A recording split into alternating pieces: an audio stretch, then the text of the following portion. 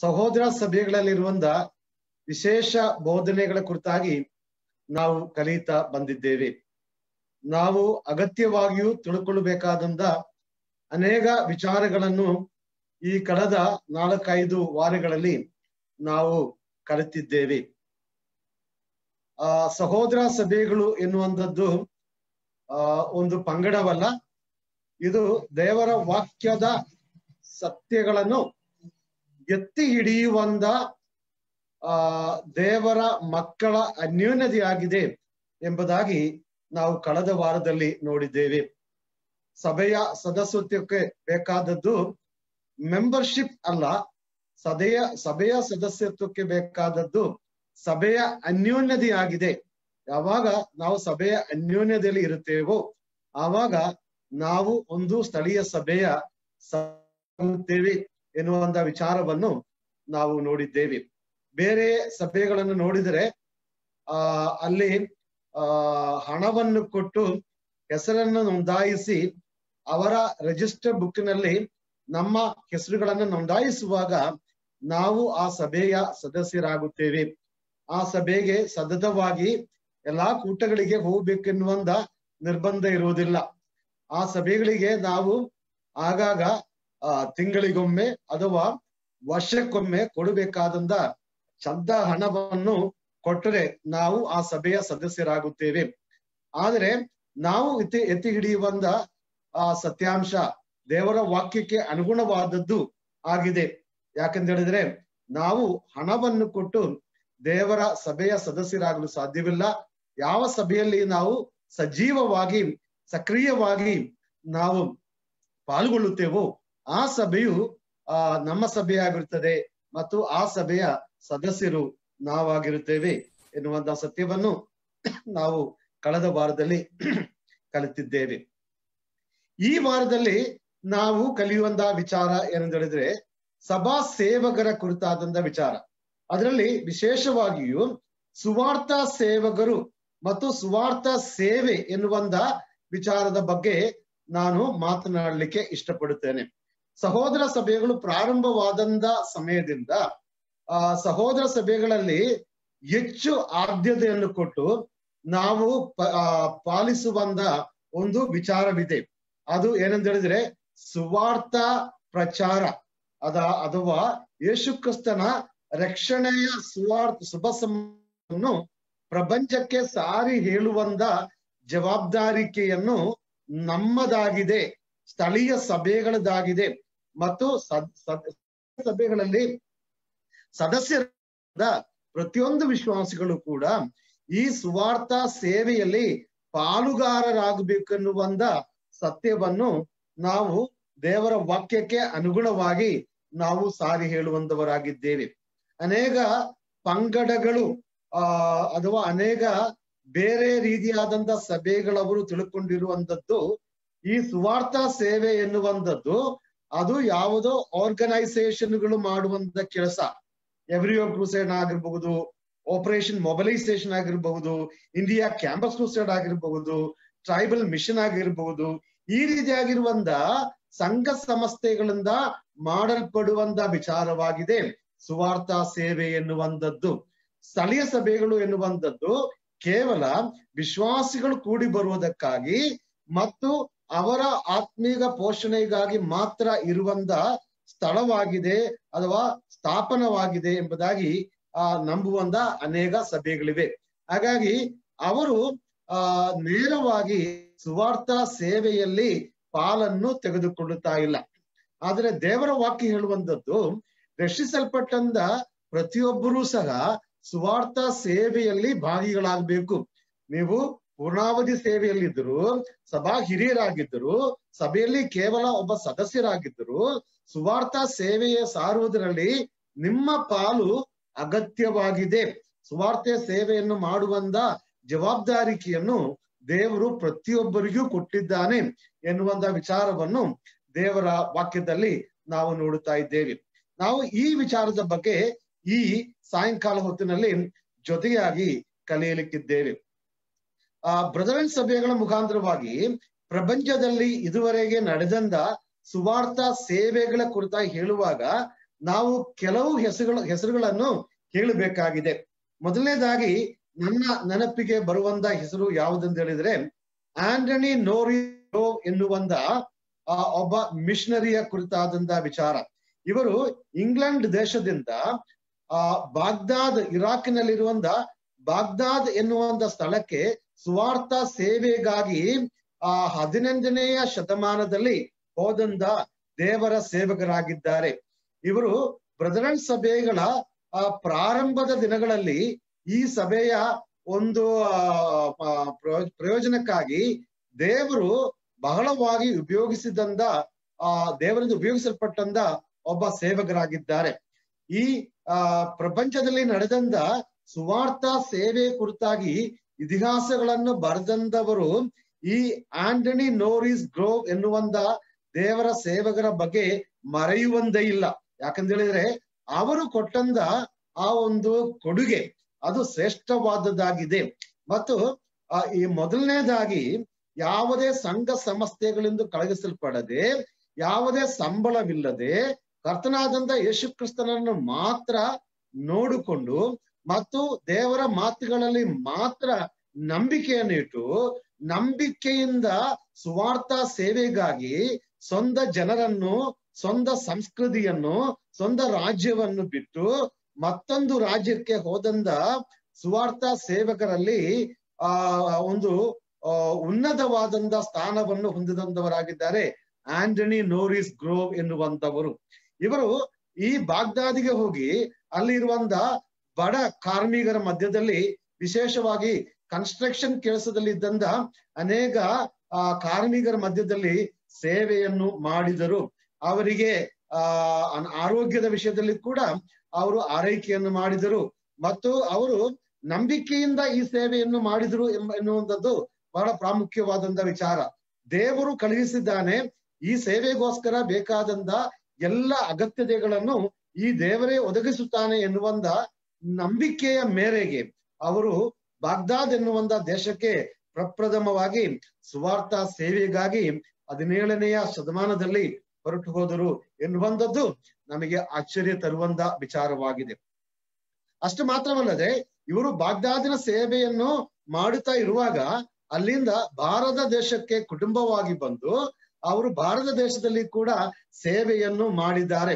ಅದರ ಮುಖಾಂತರವಾಗಿ ನಮ್ಮ ಭಾರತ ದೇಶದಲ್ಲಿ ಅನೇಕ ಸಹೋದರ ಸಭೆಗಳು ಪ್ರಾರಂಭವಾಗುವುದಕ್ಕೆ ಇದರ ಮುಖಾಂತರವಾಗಿ ಕಾರಣವಾಗಿದೆ ಎನ್ನುವಂಥದ್ದು ನಾವು ಸ್ಮರಿಸತಕ್ಕಂತ ವಿಚಾರವಾಗಿದೆ ಪ್ರಿಯರೇ. ಇದಾದ ನಂತರ ಅನೇಕ ಮಿಷನರಿಗಳು ಹೊರದೇಶಗಳಿಂದ ಮಳವಳ್ಳಿ, ಕೊಳ್ಳೇಗಾಲ, ಮೈಸೂರ, ಕೋಲಾರ, ಬೆಳಗಾವಿ ಮುಂತಾದಂತ ಅನೇಕ ಸ್ಥಳಗಳಿಗೆ ಬಂದು ಸುವಾರ್ಥ ಸೇವೆಯನ್ನು ಮಾಡಿದರು ಎನ್ನುವಂಥದ್ದು ಕೂಡ ನಾವು ಸ್ಮರಿಸತಕ್ಕಂತ ವಿಚಾರವಾಗಿದೆ ಎನ್ನುವಂಥದ್ದು ಹೇಳುವುದಕ್ಕೆ ನಾನು ಇಷ್ಟಪಡುತ್ತೇನೆ.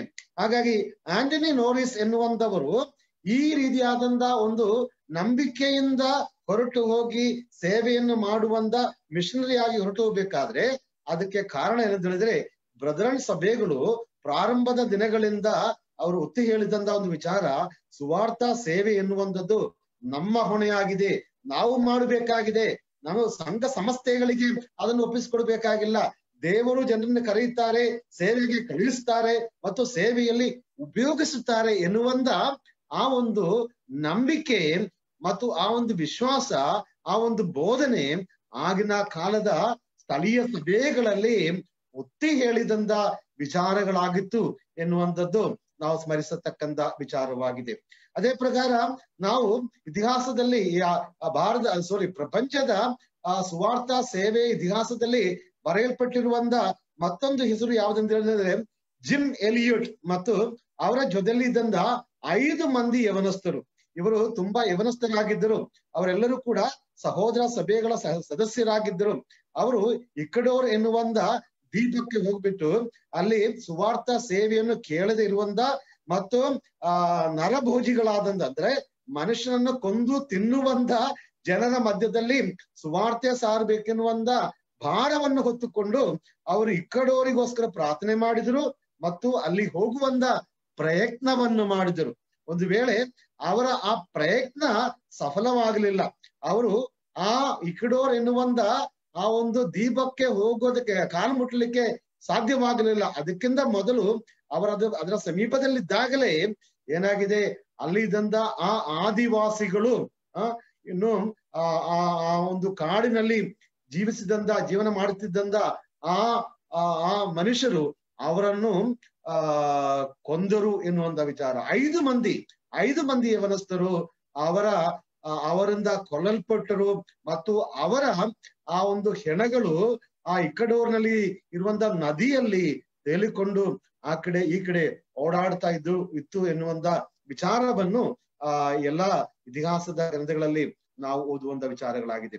ಇವರು ಕೂಡ ಬ್ರದರನ್ ಸಭೆಗಳಿಂದ ಕಳುಹಿಸಲ್ಪಟ್ಟಂತ ಅಥವಾ ಆ ಬ್ರದರನ್ ಸಭೆಯ ಅನ್ಯೋನ್ಯತೆಯಲ್ಲಿ ಇದ್ದುಕೊಂಡು ಸ್ವಾರ್ಥ ಸೇವೆಯ ಭಾರವನ್ನು ಹೊತ್ತುಕೊಂಡು ತಮ್ಮ ಜೀವವನ್ನೇ ಪ್ರಾಣವನ್ನಾಗಿಟ್ಟುಕೊಂಡು ಆ ಒಂದು ಸುವಾರ್ಥ ಸೇವೆಗಾಗಿ ತಮ್ಮ ಜೀವನವನ್ನು ಸಮರ್ಪಿಸಿದಂತ ಯವನಸ್ಥರಾಗಿದ್ದರು. ಅವರ ಸೇವೆಯು ಆ ಒಂದು ಸಂದರ್ಭದಲ್ಲಿ ಗುರಿ ಮುಟ್ಟಲಿಲ್ಲ. ಆದ್ರೆ ಅದಾದ ನಂತರ ಆ ಒಂದು ದೀಪದಿಂದ ಅನೇಕರು ಕರ್ತನ ಕಡೆಗೆ ಬಂದರು ಮತ್ತು ಅವರಲ್ಲಿ ಅನೇಕರು ಕರ್ತನ ಕಡೆಗೆ ಬಂದದ್ರಿಂದ ಆ ಸ್ಥಳದಲ್ಲಿ ಈಗ ಅನೇಕ ಸ್ಥಳೀಯ ಸಭೆಗಳು ಪ್ರಾರಂಭವಾಗಿದೆ ಎನ್ನುವಂಥದ್ದು ಸಂತೋಷದ ವಿಚಾರವಲ್ಲವೇ? ನಾವು ಅದನ್ನು ನಿಜವಾಗಿಯೂ ಅರ್ಥ ಮಾಡಿಕೊಳ್ಳಬೇಕಾಗುತ್ತದೆ. ಅದೇ ಪ್ರಕಾರ ಅನೇಕ ಮಿಷನರಿಗಳು ಯಾವುದೇ ಸಂಘ ಸಂಸ್ಥೆಗಳ ಹಿಂಬಲವಿಲ್ಲದೆ ಅವರು ಸ್ವಾರ್ಥ ಸೇವೆಗಾಗಿ ಕೇವಲ ಕರ್ತನನ್ನು ಮಾತ್ರ ನೋಡುತ್ತಾ ಅವರು ಸ್ವಾರ್ಥ ಸೇವೆಗಾಗಿ ಮುಂದೆ ಬಂದರು ಮತ್ತು ತಮ್ಮ ದೇಶದ ತಮ್ಮ ಸಂಸ್ಕೃತಿಯ ಗಡಿಗಳನ್ನು ದಾಟಿ ಅವರು ಸ್ವಾರ್ಥ ಸೇವೆಗಾಗಿ ಅವರು ಕಾಣದೆ ಇರುವಂತ, ನೋಡದೆ ಇರುವಂತ, ಗೊತ್ತಿಲ್ಲದಿರುವಂತ ಜನಾಂಗಗಳ ಮಧ್ಯಕ್ಕೆ ಹೋಗಿ ಸ್ವಾರ್ಥ ಸೇವೆಯನ್ನು ಮಾಡಿದರು ಎನ್ನುವಂಥದ್ದು ನಮಗೆ ಸಂತೋಷ ಕೊಡುವಂತ ವಿಚಾರವಾಗಿದೆ.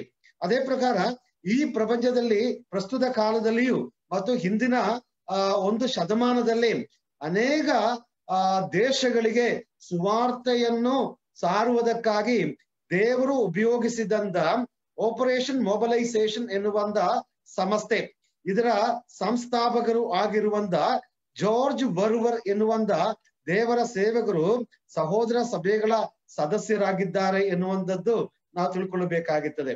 ಅವರು ಈ ಒಂದು ಆಪರೇಷನ್ ಮೊಬಲೈಸೇಷನ್ ಎನ್ನುವಂತ ಆ ಸಂಸ್ಥೆಯು ಪ್ರಾರಂಭ ಮಾಡಿದ್ದರಿಂದ ಈ ಪ್ರಪಂಚದಲ್ಲಿರುವಂತ ಅನೇಕ ದೇಶಗಳಿಗೆ, ಅನೇಕ ಊರುಗಳಿಗೆ ಸುವಾರ್ತೆಯನ್ನು ತಲುಪುವಂದೇ ಕಾರಣವಾಗಿದೆ. ಮತ್ತು ಅನೇಕ ಯವನಸ್ಥರು ಎಲ್ಲಾ ಪಂಗಡಗಳಿಂದ, ಎಲ್ಲಾ ಸಭೆಗಳಿಂದ ಈ ಸುವಾರ್ಥ ಸೇವೆಯ ಕರೆಯನ್ನು ಹೊಂದಿರುವಂತ ಅನೇಕ ಯವನಸ್ಥರು ಸುವಾರ್ಥ ಸೇವೆಗಾಗಿ ತಮ್ಮನ್ನು ಸಮರ್ಪಿಸಿಕೊಳ್ಳುವಂತೆ ಇವರು ಮಾಡಿದಂತ ಆ ನಿರ್ಧಾರದಿಂದ ಅಥವಾ ಇವರ ಮೂಲಕವಾಗಿ ದೇವರು ಪ್ರಾರಂಭಿಸಿದಂತ ಆಪರೇಷನ್ ಮೊಬಲೈಸೇಷನ್ ಎನ್ನುವಂತ ಸಂಸ್ಥೆಯಿಂದ ಆಗಿದೆ ಎನ್ನುವಂಥದ್ದು ನಮಗೆ ಸಂತೋಷ ಕೊಡುವಂತಹ ವಿಚಾರವಾಗಿದೆ. ಅದೇ ಪ್ರಕಾರ India campus crusade for Christ ಎನ್ನುವಂತ ಸಂಸ್ಥೆಯ ಸಂಸ್ಥಾಪಕರಾಗಿರುವಂತ ಬಿಲ್ ಬ್ರೈಟ್ ಎನ್ನುವಂತವರು, ಅವರು ಕೂಡ ಸಹೋದರ ಸಭೆಯ ಸದಸ್ಯರಾಗಿದ್ದಾರೆ ಎನ್ನುವಂಥದ್ದು ನಿಮ್ಮಲ್ಲಿ ಅನೇಕರಿಗೆ ಒಂದು ವೇಳೆ ಗೊತ್ತಿರುವುದಿಲ್ಲ. ಯಾಕಂತ ಹೇಳಿದ್ರೆ ಈಗ ಈ ಒಂದು ಸಂಸ್ಥೆಯಲ್ಲಿ ಬ್ರದರನ್ ಸಭೆಗಳಿಗೆ ಸೇರಿದಂತ ಅನೇಕರು ಇಲ್ಲ, ಸೇವೆಯಲ್ಲಿ ಇಲ್ಲ ಎನ್ನುವಂಥದ್ದು ನಾವು ಬಹಳ ದುಃಖದಿಂದ ಹೇಳಬೇಕಾದಂತ ವಿಚಾರವಾಗಿದೆ. ಆದ್ರೆ ಈ ಒಂದು ಸಂಸ್ಥೆಯು ಪ್ರಾರಂಭವಾದದ್ದು, ಅದು ಪ್ರಾರಂಭವಾಗಬೇಕಾದ್ರೆ ಅದಕ್ಕೆ ಕಾರಣವಾಗಿ ದೇವರು ಉಪಯೋಗಿಸಿದ್ದು ಬಿಲ್ ಬ್ರೈಟ್ ಎನ್ನುವಂತ ದೇವರ ಸೇವಕರನ್ನಾಗಿದೆ. ಆ ಸೇವಕರು ಸಹೋದರ ಸಭೆಗಳಿಂದ ಅವರು ಹೊಂದಿದಂತ ದರ್ಶನದ ಮೇರೆಗೆ ಈ ಒಂದು ಸೇವೆ ಪ್ರಾರಂಭವಾಗಿದೆ. ಅದರ ಮುಖಾಂತರವಾಗಿ ಅನೇಕರು ಸುವಾರ್ಥ ಸೇವೆಗೆ ಬರುವುದಕ್ಕೆ ಕಾರಣವಾಗಿದೆ. ಹಾಗಾಗಿ ನಾನು ಹೇಳ್ತಾ ಬಂದದ್ದು, ಈ ಬ್ರದರನ್ ಸಭೆಗಳು ಬಹಳ ಚಿಕ್ಕದಾಗಿದ್ದರೂ ಕೂಡ ಬ್ರದರನ್ ಸಭೆಗಳಲ್ಲಿ ಹೆಚ್ಚು ಸದಸ್ಯರಿಲ್ಲ, ಹೆಚ್ಚು ಕುಟುಂಬಗಳಿಲ್ಲ, ಹೆಚ್ಚು ವ್ಯಕ್ತಿಗಳಿಲ್ಲ ಎಂಬುದಾಗಿ ಹೇಳುವುದಾದ್ರೂ ಕೂಡ ಒಂದು ವೇಳೆ ಬೇರೆ ಸಭೆಗಳಿಗೆ ಹೋಲಿಸಿದ್ರೆ ನಮ್ಮ ಈ ಒಂದು ಅನ್ಯೋನ್ಯತೆಗಳು ಬಹಳ ಚಿಕ್ಕದಾಗಿದೆ, ನಾವು ಬಲಹೀನರಾಗಿದ್ದೇವೆ. ಆದರೂ ಈ ಪ್ರಪಂಚದಲ್ಲಿರುವಂತ ಅನೇಕ ದೇಶಗಳನ್ನು, ಅನೇಕ ಜನಾಂಗಗಳನ್ನು ಅನೇಕ ಜನಾಂಗಗಳಿಗೆ ಸುವಾರ್ತೆಯನ್ನು ತಲುಪಿಸಬೇಕಾದ್ರೆ ನಮ್ಮ ಸಭೆಗಳಲ್ಲಿದ್ದಂತ ಅನೇಕ ವ್ಯಕ್ತಿಗಳನ್ನು ದೇವರು ಪ್ರಬಲವಾಗಿ ಆತನು ಉಪಯೋಗಿಸಿದ್ದಾನೆ ಎನ್ನುವಂಥದ್ದು ನಾವು ಯಾವಾಗಲೂ ಸ್ಮರಿಸತಕ್ಕಂತ, ಹೆಮ್ಮೆಯಿಂದ ಸ್ಮರಿಸತಕ್ಕಂತ ಒಂದು ವಿಚಾರವಾಗಿದೆ ಎಂಬುದಾಗಿ ಹೇಳಲಿಕ್ಕೆ ನಾನು ಇಷ್ಟಪಡುತ್ತೇನೆ. ಈ ಇತಿಹಾಸಗಳನ್ನು ನಾನು ಓದುವಾಗ ನಿಜವಾಗಿಯೂ ನನಗೆ ಹೆಮ್ಮೆ ಆಗುತ್ತದೆ. ಈ ಒಂದು ಸಭೆಯ ಅನ್ಯೋನ್ಯತೆಯಲ್ಲಿ ನಾನು ಕೂಡ ಇದ್ದೇನೆ ಎನ್ನುವಂತ ಆ ಒಂದು ಹೆಮ್ಮೆ ನನ್ನಲ್ಲಿ ಮೂಡಿ ಬರುತ್ತದೆ. ಯಾಕಂತ ಹೇಳಿದ್ರೆ ಅನೇಕ ಸುವಾರ್ಥ ಸೇವಕರು ಸೇವೆ ಮಾಡಿದಂತ ಒಂದು ಅನ್ಯೋನ್ಯತೆಯಲ್ಲಿ ನಾನಿದ್ದೇನೆ ಎನ್ನುವಂತ ಆ ವಿಚಾರವನ್ನು ನನಗೆ ತುಂಬಾ ಹೆಮ್ಮೆ ತರುವಂತದ್ದಾಗಿದೆ ಪ್ರಿಯರೇ. ಹಾಗಾಗಿ ನಾವು ಈ ಪ್ರಸ್ತುತ ಕಾಲದಲ್ಲಿ ಮರೆತು ಹೋದಂತ ಒಂದು ವಿಚಾರ ಏನಂತ ಹೇಳಿದ್ರೆ ಸುವಾರ್ಥ ಸೇವೆ. ನಮ್ಮಲ್ಲಿ ಅನೇಕ ರೀತಿಯಾದ ಸೇವೆಗಳು ನಡೀತಾ ಇದೆ, ಆದ್ರೆ ಸುವಾರ್ಥ ಸೇವೆ ಎನ್ನುವಂಥದ್ದು ಅದು ಬ್ರದರನ್ ಸಭೆಗಳ ಜೀವಾತ್ಮವಾಗಿದೆ. ನಾವು ಸುವಾರ್ಥ ಸೇವೆಯನ್ನು ಮಾಡುವುದಕ್ಕಾಗಿ ನಮ್ಮನ್ನು ಸಮರ್ಪಿಸಿಕೊಂಡವರಾಗಿದ್ದೇವೆ. ನಾವು ಯಾವಾಗಲೂ ಈ ಸಭೆಯ 4 ಗೋಡೆಗಳ ಹೊರಗಡೆ ಇಡಬೇಕಾದವರಲ್ಲ. ನಮ್ಮ ಸೇವೆಯು ಕೇವಲ ನಮ್ಮ ಮನೆಯೊಳಗೆ ಮಾತ್ರ ಇರಬೇಕಾದದ್ದಲ್ಲ. ಸುವಾರ್ಥ ಸೇವೆಗಾಗಿ ಹೊರಟು ಹೋಗಿರಿ ಎಂಬುದಾಗಿ ಕರ್ತನು ಹೇಳಿದಂತ ಮಾತಿಗೆ ನಾವು ಕೂಡ ಓವನ್ನು ಕೊಟ್ಟು ನಾವು ಸುವಾರ್ಥ ಸೇವೆಗಾಗಿ ಜನರ ಮಧ್ಯಕ್ಕೆ ಇಳಿದು ಹೋಗಬೇಕಾದವರಾಗಿದ್ದೇವೆ ಎನ್ನುವಂಥದ್ದು ಹೇಳಲಿಕ್ಕೆ ಇಷ್ಟಪಡುತ್ತೇನೆ.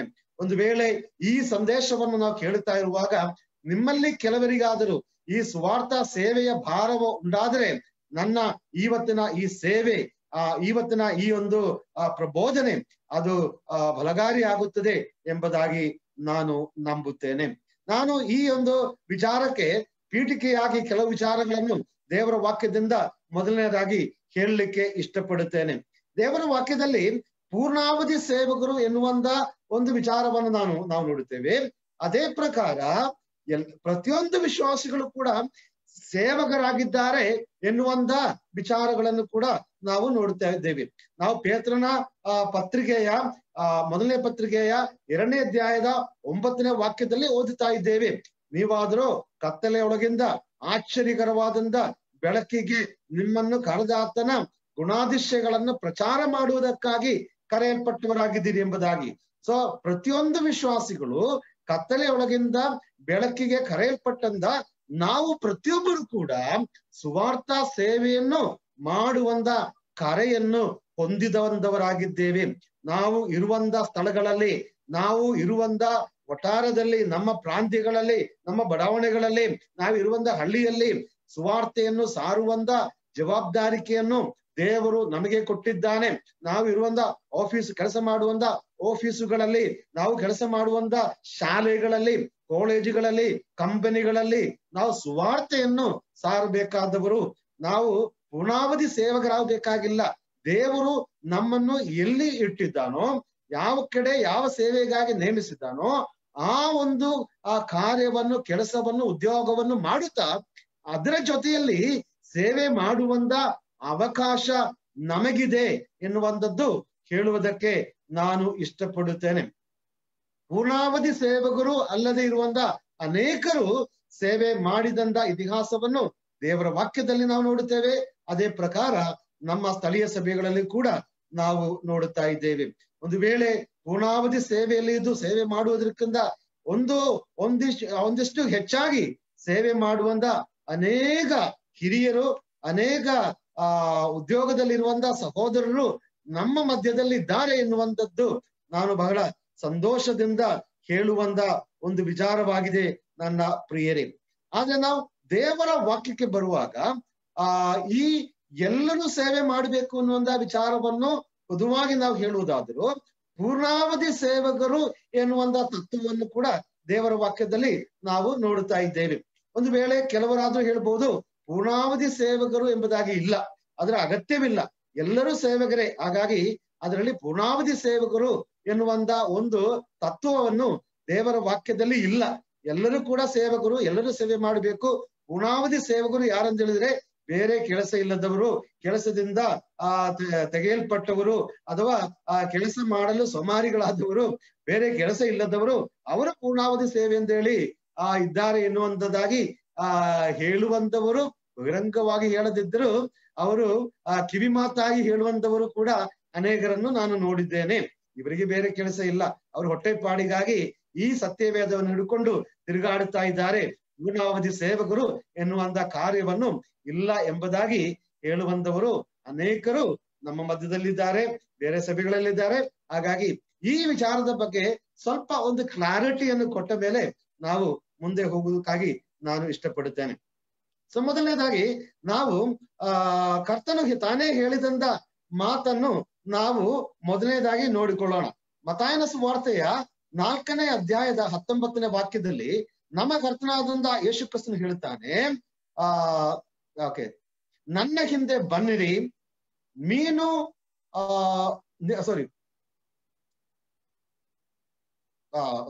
ಮನುಷ್ಯರನ್ನು ಹಿಡಿಯುವ ಬಸ್ತರನ್ನಾಗಿ ನಿಮ್ಮನ್ನು ಮಾಡುವೆನು ಎಂಬುದಾಗಿ ಕರ್ತನು ಹೇಳುತ್ತಾನೆ.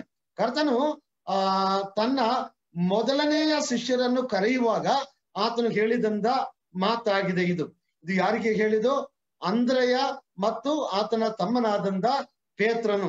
ಇವರಿಬ್ಬರು ಕರ್ತನು ಹಾದು ಹೋಗುವಾಗ ಅಲ್ಲಿ ಈ ಬಲೆಯನ್ನು ರಿಪೇರ್ ಮಾಡುತ್ತಾ ಆ ಕೆಲಸವನ್ನು ಮಾಡುತ್ತಾ ಇದ್ದರು. ಓಕೆ, ಅವರು ತಮ್ಮ ಉದ್ಯೋಗದಲ್ಲಿ ನಿರತರಾಗಿದ್ದರು. ಅವರು ಸೋಮಾರಿಗಳಾಗಿರಲಿಲ್ಲ.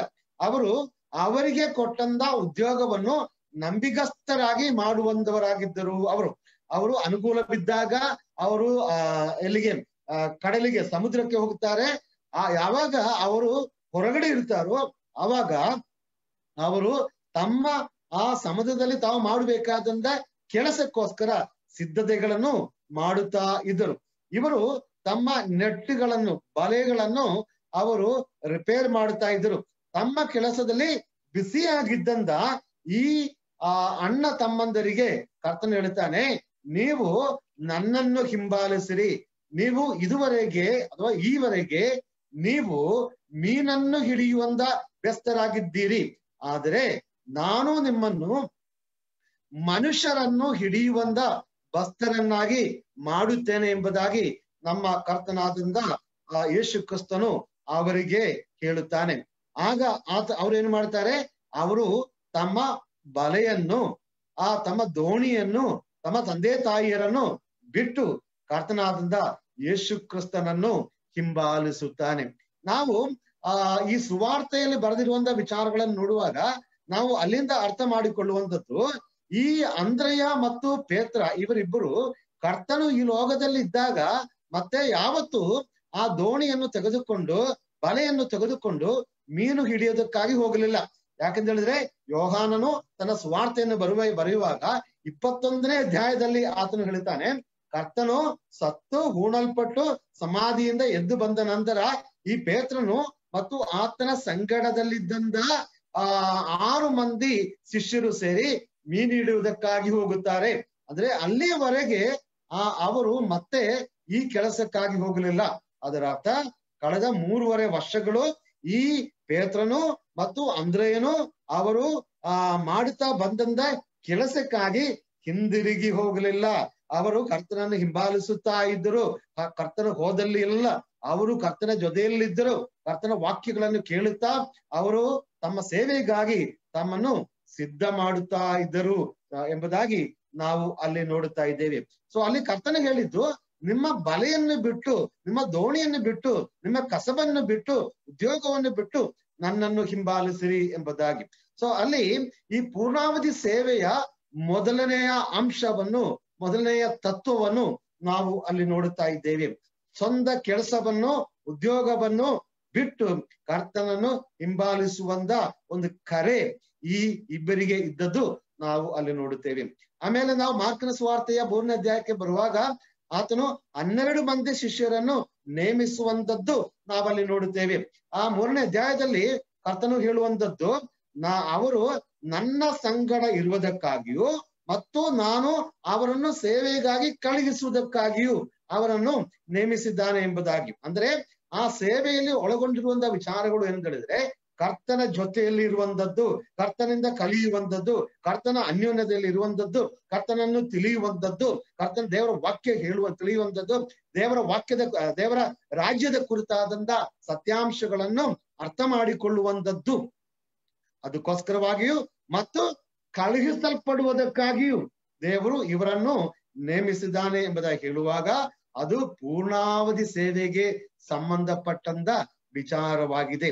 ನಾನು ಈ ವಾಕ್ಯ ಭಾಗಕ್ಕೆ ಮತ್ತೆ ಬರುತ್ತೇನೆ, ಹಾಗಾಗಿ ನಾನು ಆ ವಾಕ್ಯ ಭಾಗದಿಂದ ಈಗ ಹೆಚ್ಚು ವಿಚಾರಗಳನ್ನು ನಿಮ್ಮ ಮುಂದೆ ತರುವುದಕ್ಕಾಗಿ ಇಷ್ಟಪಡುವುದಿಲ್ಲ. ಆಮೇಲೆ ನಾವು ನೋಡ್ತೇವೆ ಅಪೊಸ್ತಲರ ಕೃತ್ಯಗಳು. ಈ ಅಪೊಸ್ತಲರ ಕೃತ್ಯಗಳು 6ನೇ ಅಧ್ಯಾಯಕ್ಕೆ ಬರುವಾಗ ಅಲ್ಲಿ ಈಗಾಗಲೇ ಯೆರೂಸಲೇಮಿನಲ್ಲಿ ಸಭೆಯು ಪ್ರಾರಂಭವಾಗಿದೆ. ನಮ್ಗೆ ಗೊತ್ತಿದೆ, 2ನೇ ಅಧ್ಯಾಯದಲ್ಲಿ ಪಂಚಾಶತ್ತಮ ದಿನದಲ್ಲಿ ಪೇತ್ರನು ಪ್ರಸಂಗ ಮಾಡಿದ್ದಾನೆ. 12 ಮಂದಿ ಶಿಷ್ಯರು ಅಲ್ಲಿ ಇದ್ದರು ಮತ್ತು ಅವರ ಜೊತೆಯಲ್ಲಿ 120 ಮಂದಿ ವಿಶ್ವಾಸಿಗಳಿದ್ದರು. ಅವರು ಪ್ರಾರ್ಥನೆ ಮಾಡುತ್ತಾ ಇದ್ದರು. ಆಗ ಪವಿತ್ರಾತ್ಮನು ಪರಲೋಕದಿಂದ ಇಳಿದು ಬಂದನು ಮತ್ತು ಹೊಸ ಒಡಂಬಡಿಕೆಯ ಪ್ರಕಾರ ಹೊಸ ಸಭೆಯು ಪ್ರಾರಂಭವಾಗಿದೆ ಅಲ್ವಾ. ಈ ಸಭೆಯು ಪ್ರಾರಂಭವಾದ ಬಳಿಕ ಸಭೆಯು ಪ್ರತಿದಿನಾಲೂ ಬೆಳೆಯುತ್ತಾ ಬಂದು ಮೊದಲು 3,000 ಜನ ಮತ್ತು 5,000 ಮತ್ತು 6,000 ಮತ್ತು ನಾವು ನೋಡ್ತೇವೆ ಲೆಕ್ಕ ತೆಗೆಯಲು ಸಾಧ್ಯವಾಗದಷ್ಟು ಜನರು ಕರ್ತನಲ್ಲಿ ನಂಬಿ ಅವರು ಈ ಲೋಕದಿಂದ ಬೇರ್ಪಟ್ಟು ಮುಂದೆ ಬಂದಿದ್ದಾರೆ. ಅನೇಕರು ಸಮಾಜದ ಉನ್ನತ ಕುಟುಂಬಸ್ಥರು, ಮನೆಯವರು, ಮನೆತನದವರು ಮತ್ತು ವಿದ್ಯಾವಂತರು ಮತ್ತು ಅನೇಕರು ರಕ್ಷಣೆಯನ್ನು ಹೊಂದಿ ಸಭೆಯ ಸದಸ್ಯರಾಗಿದ್ದಾರೆ. ಅಲ್ಲಿ ನಾವು ನೋಡುವಂತ ಒಂದು ವಿಚಾರ, 6ನೇ ಅಧ್ಯಾಯ ಮುಟ್ಟುವ ತನಕ ಈ ರಕ್ಷಿಸಲ್ಪಟ್ಟಂದ ಅವರು ಯೆರೂಸಲೇಮಿನಲ್ಲಿಯೇ ಇದ್ದರು ಮತ್ತು ಈ 12 ಮಂದಿ ಶಿಷ್ಯರು ಕೂಡ ಯೆರೂಸಲೇಮ್ ಎನ್ನುವಂತ ಪಟ್ಟಣದಲ್ಲಿಯೇ ಇದ್ದರು. ಅವರು ಯೆರೂಸಲೇಮ್ ಪಟ್ಟಣವನ್ನು ದಾಟಿ ಹೋಗಲಿಲ್ಲ, ಬಿಟ್ಟು ಹೋಗಲಿಲ್ಲ. ವಿಶ್ವಾಸಿಗಳು ಆ ಯೆರೂಸಲೇಮಿನಲ್ಲಿಯೇ ಇದ್ದರು. ಅಲ್ಲಿ ಸೇವೆ ನಡೆಯುತ್ತಾ ಇದೆ. ಅನೇಕರು ರಕ್ಷಣೆ ಹೊಂದುತ್ತಾ ಇದ್ದಾರೆ. ಅನೇಕರು ಸಭೆಯ ಅನ್ಯೋನ್ಯತೆಗೆ ಬರ್ತಾ ಇದ್ದಾರೆ. ಅವರು ಸಭೆಯಾಗಿ ಕೂಡಿ ಬರ್ತಾ ಇದ್ದಾರೆ. ಹೀಗೆ 6,000, 8,000, 10,000ಕ್ಕಿಂತ ಜನರು ಕೂಡಿ ಬರುವಂತ ಸಭೆಯು ಯೆರೂಸಲೇಮಿನಲ್ಲಿ ಆಗಿನ ಕಾಲದಲ್ಲಿ ಇತ್ತು ಎಂಬುದಾಗಿ ನಾವು ಅಲ್ಲಿ ನೋಡುತ್ತಾ ಇದ್ದೇವೆ. ಹೀಗೆ ಸಭೆಯು ಬೆಳೆಯುತ್ತಾ ಬಂದಾಗ ಆ ಸಭೆಯ ಆತ್ಮೀಯ ವಿಚಾರಗಳನ್ನು ಹೊರತುಪಡಿಸಿದರೆ ಬೇರೆ ಅನೇಕ ವಿಚಾರಗಳನ್ನು ಕೂಡ ಈ ಸಭೆಯ ನಾಯಕರು ನೋಡಿಕೊಳ್ಳಬೇಕಾಗಿತ್ತು. ಅವರಿಗೆ ಊಟ ಬಡಿಸುವಂಥದ್ದು, ಅವರನ್ನು ಕ್ರಮಬದ್ಧವಾಗಿ ಕೂಟಗಳಿಗೆ ಕುಳಿತುಕೊಳಿಸುವಂಥದ್ದು, ಅದರ ಬೇಕಾದ ವ್ಯವಸ್ಥೆ ಮಾಡುವಂಥದ್ದು, ಅವರಿಗೆ ಬೇಕಾದ ಬೇರೆ ಏನಾದರೂ ಅನುಕೂಲತೆಗಳನ್ನು ಮಾಡಬೇಕಾದ್ರೆ ಆ ವ್ಯವಸ್ಥೆಗಳನ್ನು ಮಾಡುವಂತ ಜವಾಬ್ದಾರಿಕೆ ಕೂಡ ಅಲ್ಲಿ ಇತ್ತು. ಅಲ್ಲಿ ನಾವು ಅಲ್ಲಿಂದ ಅರ್ಥ ಮಾಡಿಕೊಳ್ಳುವಂಥದ್ದು, ಅಲ್ಲಿ ಊಟದ ವ್ಯವಸ್ಥೆಗಳು ಕೂಡ ಇತ್ತು ಎಂಬುದಾಗಿ ನಾವು ನೋಡುತ್ತಾ ಇದ್ದೇವೆ. ಆಗ ಅನೇಕರು ಅಲ್ಲಿ ಒಂದು ಕಂಪ್ಲೇಂಟ್ ಹೇಳ್ತಾರೆ, ಅವರ ಹೆಂಡತಿ ಮಕ್ಕಳಿಗೆ ಊಟ ಸಿಗ್ತಾ ಇಲ್ಲ, ವ್ಯವಸ್ಥೆಗಳು ಸಿಗ್ತಾ ಇಲ್ಲ, ನೋಡುವವರಿಲ್ಲ, ಕೇಳುವವರಿಲ್ಲ. ಹಾಗಾಗಿ ಕೂಟಗಳಿಗೆ ಬರಬೇಕು, ದೇವರ ವಾಕ್ಯ ಕಲಿಯಬೇಕು, ದೇವರ ಮಕ್ಕಳ ಅನ್ಯೋನ್ಯದಲ್ಲಿ ಇರಬೇಕು ಎನ್ನುವಂತ ಆಶೆ ಇದ್ರೂ ಕೂಡ ಈ ರೀತಿಯಾದಂತ ಅನನುಕೂಲಗಳು ಇರುವುದರಿಂದ ಮುಂದೆ ಹೋಗಲು ಸಾಧ್ಯವಾಗ್ತಾ ಇಲ್ಲ ಎನ್ನುವಂತ ಒಂದು ಮಾತನ್ನು ಅಲ್ಲಿ ನಾವು ನೋಡುತ್ತಾ ಇದ್ದೇವೆ. ಆಗ ಅಪೊಸ್ತಲನಾದಂತ ಪೇತ್ರನು ಅವರಲ್ಲಿ ಕೆಲವರನ್ನು ಕರೆದು ಅವರಿಗೆ ಹೇಳಿದ್ರು, ನೋಡಿ, ನಾವು ಏನ್ ಮಾಡ್ತೇವೆ, ನಾವು ದೇವರ ವಾಕ್ಯವನ್ನು ಬೋಧಿಸುವಂತವರು. ಹಾಗಾಗಿ ಈ ಜನರ ಶಾರೀರಿಕವಾದಂತ ಮತ್ತು ಊಟದ ವ್ಯವಸ್ಥೆಗಳಿಗೆ ಸಂಬಂಧಪಟ್ಟಂತ ವಿಚಾರಗಳನ್ನು ನೋಡಿಕೊಳ್ಳುವುದಕ್ಕಾಗಿ ನಮ್ಮಿಂದ ಸಾಧ್ಯವಾಗುವುದಿಲ್ಲ. ನಾವು ಆ ವಿಚಾರಕ್ಕೆ ನಾವು ಕೈ ಹಾಕಿದರೆ ನಾವು ಪ್ರಬೋಧನೆ ಮಾಡುವುದು, ಪ್ರಾರ್ಥನೆ ಮಾಡುವುದು ಮುಂದಾದಂತ ಅತಿ ಪ್ರಾಮುಖ್ಯವಾದಂತ ವಿಚಾರಗಳಿಗೆ ನಾವು ಕೊಡಬೇಕಾದಂತ ಸಮಯವನ್ನು ಸಿದ್ಧತೆಗಳನ್ನು ಮಾಡುವುದಕ್ಕೆ ಸಾಧ್ಯವಾಗುವುದಿಲ್ಲ. ಹಾಗಾಗಿ ಈ ಸಭೆಗೆ ಸಂಬಂಧಪಟ್ಟಂತ ಫಿಸಿಕಲ್ ಆಗಿರುವಂತ ವಿಚಾರಗಳ ಬಗ್ಗೆ ಅದನ್ನು ನೋಡಿ ನಡೆಸಿಕೊಳ್ಳುವುದಕ್ಕಾಗಿ ನಿಮ್ಮಿಂದ ಕೆಲವರನ್ನು ಆರಿಸಿಕೊಳ್ಳಿ ಎಂಬುದಾಗಿ ಅವರು ಒಂದು ಸಲಹೆಯನ್ನು ಹೇಳುತ್ತಾರೆ. ಈ 6ನೇ ಅಧ್ಯಾಯದ 4ನೇ ವಾಕ್ಯಕ್ಕೆ ಬರುವಾಗ ಅಲ್ಲಿ ಪೇತ್ರ ಹೇಳ್ತಾನೆ, ನಾವಾದರೂ ಪ್ರಾರ್ಥನೆಯನ್ನು ವಾಕ್ಯೋಪದೇಶವನ್ನು ಮಾಡುವುದರಲ್ಲಿ ನಿರತರಾಗಿರುವೆವು ಎಂಬುದಾಗಿ. ಅಲ್ಲಿ ಪೇತ್ರ ಹೇಳುವಂಥದ್ದು, ಈ ಸಭೆಗೆ ಸಂಬಂಧಪಟ್ಟಂತ ಫಿಸಿಕಲ್ ಆಗಿರುವಂತ ಅರೇಂಜ್ಮೆಂಟ್ಸ್, ಊಟದ ವ್ಯವಸ್ಥೆಗಳು ಇವೆಲ್ಲವನ್ನು ನೀವು ನೋಡಿಕೊಳ್ಳಿ. ನಾವೇನು ಮಾಡ್ತೇವೆ, ನಾವು ಪೂರ್ಣಾವಧಿ ಪ್ರಬೋಧನೆಗಾಗಿ, ಪ್ರಾರ್ಥನೆಗಾಗಿ ನಮ್ಮ ಸಮಯವನ್ನು ಕಳೆಯುತ್ತೇವೆ ಎಂಬುದಾಗಿ ಹೇಳುವಾಗ ಅಲ್ಲಿ ಪೂರ್ಣಾವಧಿ ಸೇವೆಯ ಒಂದು ತತ್ವವನ್ನು ನಾವು ನೋಡಿಕೊಳ್ಳುತ್ತೇವೆ. ಆ ಪೂರ್ಣಾವಧಿ ಸೇವೆ ಎಂದು ಹೇಳಿದ್ರೆ ಆ ಸಭೆಯ ಲೌಕಿಕವಾದಂತ ಕಾರ್ಯಗಳನ್ನು ನೋಡಿಕೊಳ್ಳುವಂಥದ್ದಲ್ಲ, ಆ ಸಭೆಯ ಆತ್ಮೀಕ ವಿಚಾರಗಳನ್ನು ನೋಡಿಕೊಳ್ಳುವಂಥದ್ದು. ಅದೇ ಪೂರ್ಣಾವಧಿ ಸೇವೆ. ಈಗ ಸೇವಕರು ಸೇವೆ ಎಂಬುದಾಗಿ ಹೇಳುವಾಗ ಸಭೆಯ ಲೌಕಿಕವಾದಂತ ವಿಚಾರಗಳ ಬಗ್ಗೆ ನೋಡಿಕೊಳ್ಳುವಂಥದ್ದಲ್ಲ. ಅನೇಕರು ತಿಳ್ಕೊಂಡಿರುವಂಥದ್ದು ಸೇವಕರು ಅಂತ ಹೇಳಿದ್ರೆ ಯಾರ ಕೈಯಲ್ಲಿ ಕಾಣಿಕೆ ಇರುತ್ತದೋ ಅವರು ಸಭಾ ಹಿರಿಯರು, ಯಾರು ಸಭೆಗೆ ವ್ಯವಸ್ಥೆಗಳನ್ನು ಮಾಡುತ್ತಾರೋ, ಯಾರು ಕುರ್ಚಿಗಳನ್ನು ಒರೆಸುತ್ತಾರೋ, ಯಾರು ರೊಟ್ಟಿ ಭೋಜನಗಳನ್ನು ಇಡುತ್ತಾರೋ, ಯಾರು ಈ ಎಲ್ಲ ಕಾರ್ಯಗಳನ್ನು ನೋಡಿಕೊಳ್ಳುತ್ತಾರೋ, ಸಭೆಗೆ ಬೇಕಾದಂತ ವಿಚಾರಗಳನ್ನು ಪರ್ಚೇಸ್ ಮಾಡಿಕೊಳ್ಳುತ್ತಾರೋ, ಕೊಂಡುಕೊಳ್ಳುತ್ತಾರೋ, ಇವರು ಸಭಾ ಸೇವಕರು ಎಂಬುದಾಗಿ. ಅದು ತಪ್ಪು. ಈ ಮೊದಲನೇದ ನಾವು ನೋಡಿಕೊಳ್ಳುವಂಥದ್ದು ಅಪೊಸ್ತಲನು ಹೇಳ್ತಾನೆ, ನಾವು ಆ ವಿಚಾರಗಳನ್ನು ನೋಡಿಕೊಳ್ಳುವುದಿಲ್ಲ, ಅದಕ್ಕೋಸ್ಕರ ಬೇರೆ ಯವನಸ್ಥರಿದ್ದಾರೆ, ಅವರು ಆ ವಿಚಾರಗಳನ್ನು ನೋಡಿಕೊಳ್ಳಲಿ. ನಾವೇನು ಮಾಡ್ತೇವೆ ಅಲ್ಲಿ ನೋಡು, ನಾನು ಆ ವಾಕ್ಯ ಭಾಗ ಮತ್ತೊಮ್ಮೆ ಓದ್ತೇವೆ. ನಾವಾದರೂ ನೀವು ಈ ವಿಚಾರಗಳನ್ನು ನೋಡಿಕೊಳ್ಳಿ, ನಾವಾದರೂ ಪ್ರಾರ್ಥನೆಯನ್ನು ವಾಕ್ಯೋಪದೇಶವನ್ನು ಮಾಡುವುದರಲ್ಲಿ ನಿರತರಾಗಿರುತ್ತೇವೆ ಎಂಬುದಾಗಿ. ಸೊ ಪೂರ್ಣಾವಧಿ ಸೇವಕರು ನನ್ನನ್ನು ಕೇಳ್ತಾ ಇದ್ದೀರಾ, ಅನೇಕರು ನನ್ನನ್ನು ಕೇಳ್ತಾ ಇದ್ದೀರಾ, ಸೇವಕರೇ ನಾನು ನಿಮಗೆ ಹೇಳುವಂಥದ್ದು, ನಿಮ್ಮ ಜವಾಬ್ದಾರಿಕೆ ಸಭಾ ಮಂದಿರ ಕಟ್ಟುವಂಥದ್ದಲ್ಲ. ಒಂದು ವೇಳೆ ಬೇರೆ ಯಾರು ಇಲ್ಲದಿದ್ರೆ ನೀವು ಅದು ಮಾಡಬಾರದು ಎಂಬುದಾಗಿ ಹೇಳುವುದಿಲ್ಲ.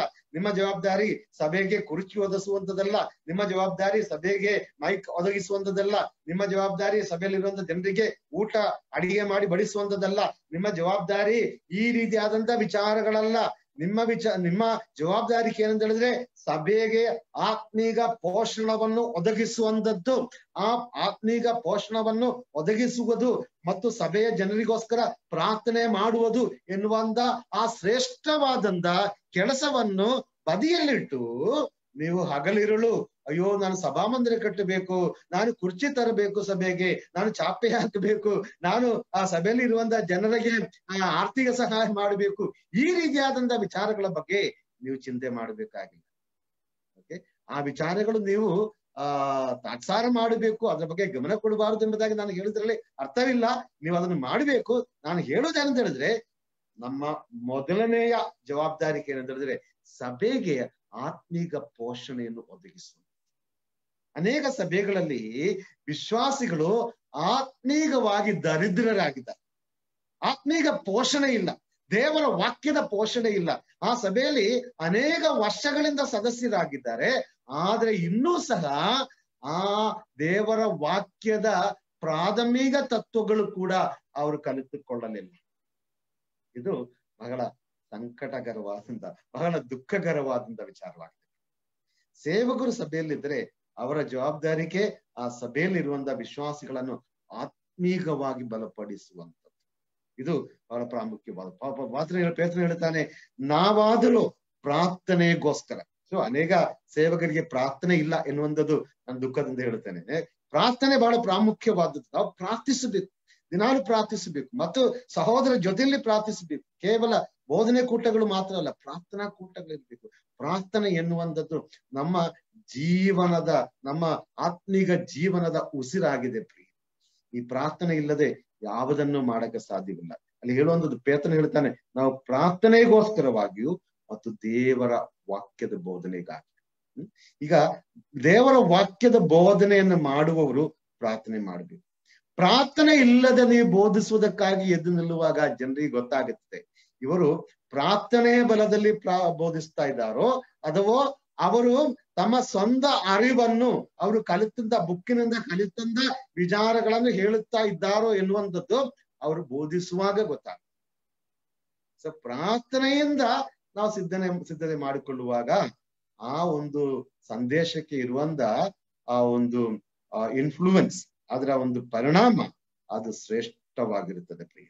ಪೂರ್ಣಾವಧಿ ಸೇವೆಗೆ ಮಾತ್ರವಲ್ಲ, ದೇವರ ಸೇವೆಯನ್ನು ಮಾಡುವಂತ, ಬೋಧನೆಯನ್ನು ಮಾಡುವಂತ ಪ್ರತಿಯೊಬ್ಬರ ಹತ್ರ ನಾನು ಹೇಳುವಂತ ವಿಚಾರ ಎಂದರೆ ಪ್ರಾರ್ಥನೆ ಮತ್ತು ಬೋಧನೆ ಎನ್ನುವಂಥದ್ದು ಒಂದೇ ಕೋಯಿನ ಎರಡು ಭಾಗಗಳಾಗಿದೆ. ಅಥವಾ ಒಂದೇ ಒಂದು ಕೋಯಿನ್ ನಾವು ತೆಗೆದುಕೊಳ್ಳುವಾಗ ಅದರ ಎರಡು ಭಾಗಗಳಿವೆ. ಆ ಎರಡು ಭಾಗಗಳು ಪ್ರಾಮುಖ್ಯವಾದದ್ದು. ಬೋಧಿಸುವುದಕ್ಕಾಗಿ ಬಯಸುವಂತ ಪ್ರತಿಯೊಬ್ಬರು, ಆ ಬೋಧನೆ ಎನ್ನುವಂತ ಸೇವೆ ಮಾಡಬೇಕೆಂಬುದಾಗಿ ಬಯಸುವಂತ ಪ್ರತಿಯೊಬ್ಬರು ಪ್ರಾರ್ಥನೆಯಲ್ಲಿ ಸಮಯವನ್ನು ಕಳೆಯುತ್ತಾರೆ. ಪ್ರಾರ್ಥನೆ ಇಲ್ಲದೆ ದೇವರಿಂದ ಈ ಬೋಧನೆಯನ್ನು ಹೊಂದುವುದಕ್ಕೆ ಸಾಧ್ಯವಿಲ್ಲ. ಪ್ರಾರ್ಥನೆ ಇಲ್ಲದ ಬೋಧನೆಯಿಂದ ಯಾವುದೇ ಫಲ ಉಂಟಾಗುವುದಿಲ್ಲ.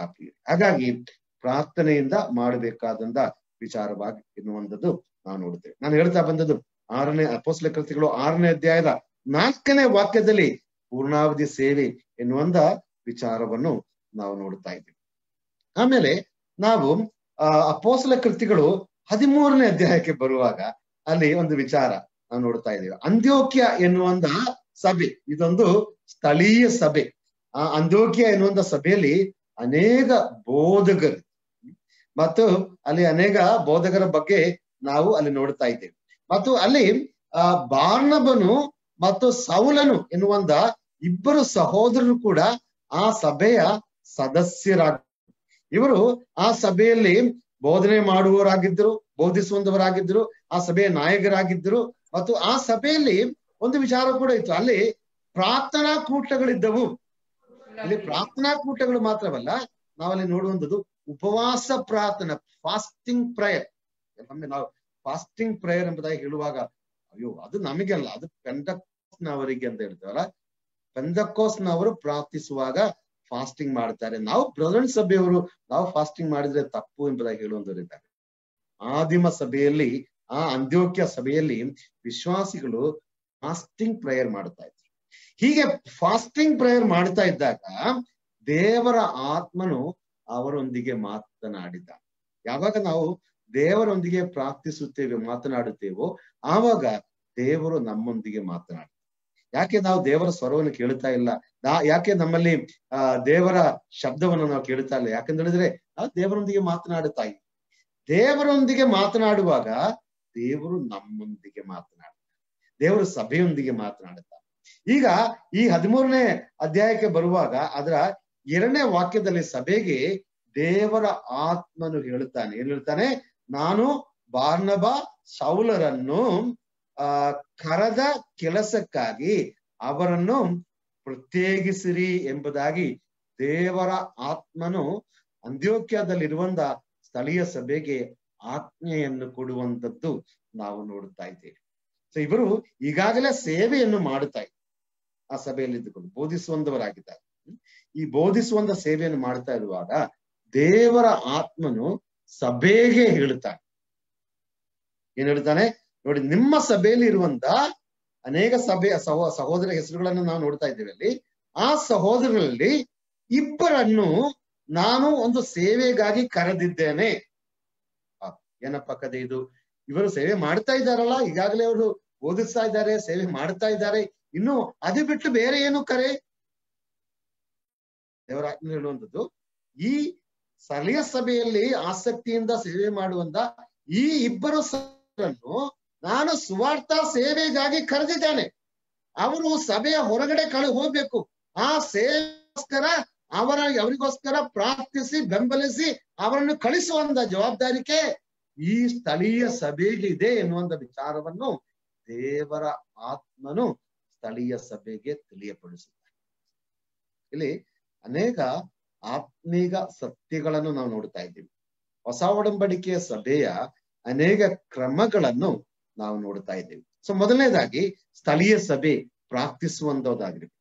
ಎರಡನೇದಾಗಿ ಸ್ಥಳೀಯ ಸಭೆ ತಮ್ಮ ಸುತ್ತಮುತ್ತಲಿರುವಂತ ಜನರಿಗೋಸ್ಕರ ಅವರ ರಕ್ಷಣೆಗಾಗಿ ಪ್ರಾರ್ಥಿಸುವಂತವರಾಗಿರ್ಬೇಕು. ನಾನು ತಿಳ್ಕೊಳ್ಳುತ್ತೇನೆ, ಈ ಅಂತ್ಯೋಕ್ಯದಲ್ಲಿರುವಂತ ಸಭೆಯು ಆ ಪ್ರಾಂತ್ಯದಲ್ಲಿರುವಂತ ಅನೇಕ ಪಟ್ಟಣಗಳಿಗಾಗಿ ಪ್ರಾರ್ಥನೆ ಮಾಡುತ್ತಾ ಇದ್ದವರು. ಥೆಸಲೋನಿಕ, ಗಲಾತ್ಯ, ಫಿಲಿಪ್ಪಿಯ ಮುಂದಾದಂತ ಸ್ಥಳಗಳಿಗೆ ಆಮೇಲೆ ಪೌಲನು, ಬಾರ್ನಬಾಸು ಮತ್ತು ಅವರ ಜೊತೆಯಲ್ಲಿ ಇದ್ದಂತ ಯವನಸ್ಥ ಸಹೋದರರು ಸ್ವಾರ್ಥ ಸೇವೆಗಾಗಿ ಹೋಗುವಂತದ್ದು ನಾವು ನೋಡ್ತಾ ಇದ್ದೀವಿ. ಸೊ ಹಾಗಾಗಿ ಈ ಸ್ಥಳೀಯ ಸಭೆ ಈ ಪ್ರದೇಶಗಳಿಗಾಗಿ, ಈ ಊರುಗಳಿಗಾಗಿ ಪ್ರಾರ್ಥನೆ ಮಾಡುತ್ತಾ ಇದ್ರು. ಹೀಗೆ ಅವರು ಪ್ರಾರ್ಥನೆ ಮಾಡುತ್ತಾ ಇದ್ದಾಗ ದೇವರು ಅವರ ಸಂಗಡ ಮಾತನಾಡಿದ್ದಾನೆ. ನೋಡಿ, ನಿಮ್ಮ ಪ್ರಾರ್ಥನೆ ನನಗೆ ಮುಟ್ಟಿದೆ, ಹಾಗಾಗಿ ನಿಮ್ಮ ಸಭೆಯಲ್ಲಿ ಇರುವಂತ ಇಬ್ಬರನ್ನು ನಾನು ಕರೆದು ಬೇರ್ಪಡಿಸಿದ್ದೇನೆ.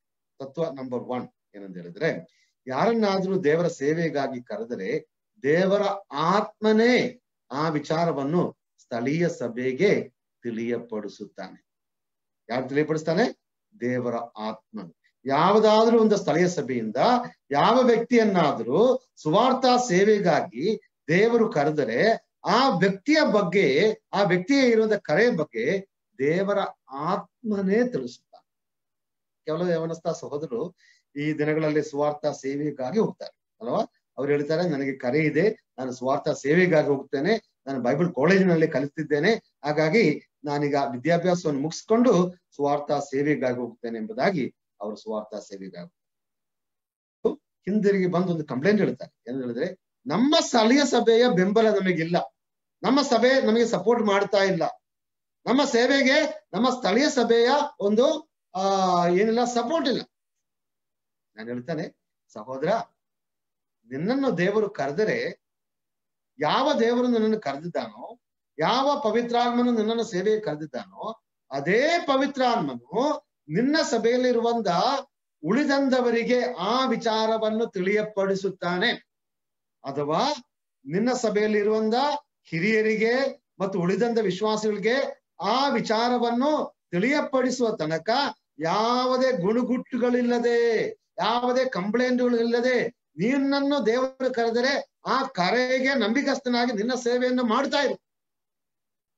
ಆ ಸಭೆಗೆ ನಿನ್ನ ಬಗ್ಗೆ, ನಿನ್ನ ಸೇವೆಯ ಬಗ್ಗೆ, ನಿನ್ನ ಕರೆ ಬಗ್ಗೆ ತಿಳಿಯಪಡಿಸುವಂತ ಮತ್ತು ಅವರಿಗೆ ಅದರ ಬಗ್ಗೆ ಭಾರ ಹುಟ್ಟಿಸುವಂತ ಜವಾಬ್ದಾರಿಕೆ ನಿಮ್ಮದಲ್ಲ. ಅದಕ್ಕೋಸ್ಕರ ನೀವು ಪ್ರಯತ್ನ ಪಡಬೇಡಿ.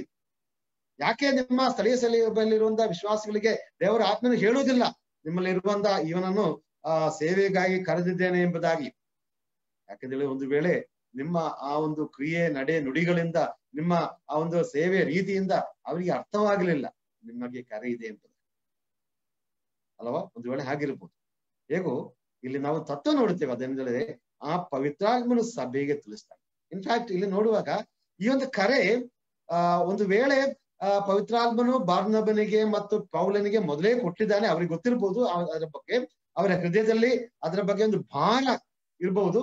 ಅವರು ಆ ಭಾರವನ್ನಿಟ್ಟುಕೊಂಡು ಪ್ರಾರ್ಥನೆ ಮಾಡ್ತಾ ಇದ್ರು ಭವಿಷ್ಯ ಒಂದು ವೇಳೆ ಅನೇಕ ದಿನಗಳು.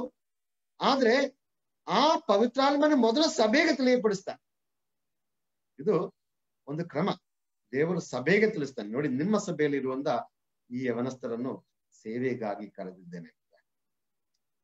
ಮತ್ತು ಆ ಸಭೆಗೆ ಹೇಳಿದರೆ, ನೀವು ಈ ಯವನಸ್ಥರ ಸೇವೆಗಾಗಿ ಬೇರ್ಪಡಿಸಿ ಅವರನ್ನು ಸೇವೆಗೆ ಕಳುಹಿಸಬೇಕು ಅಂತ. ಸೊ ಸೇವೆಗೆ ಕಳುಹಿಸುವುದು ಯಾರು? ಸ್ಥಳೀಯ ಸಭೆಗಳು, ಸಂಘ ಸಂಸ್ಥೆಗಳಲ್ಲ.